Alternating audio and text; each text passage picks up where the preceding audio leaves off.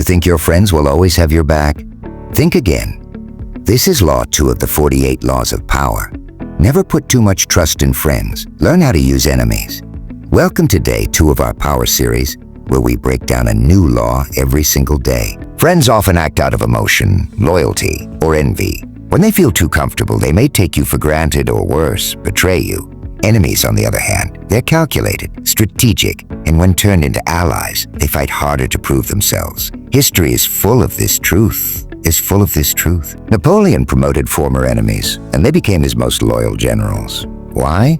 Because they had something to prove. Meanwhile, many leaders fell because they blindly trusted friends who turned toxic. Trust should be earned, not assumed. Test loyalty before giving power. Don't fear enemies. Understand them. Turn their ambition into your advantage, and you'll rise with eyes wide open. This was Law 2, and we're just getting started. Hit that like button if this opened your eyes, subscribe to catch the next law tomorrow, and drop a comment. Would you trust a friend with your empire?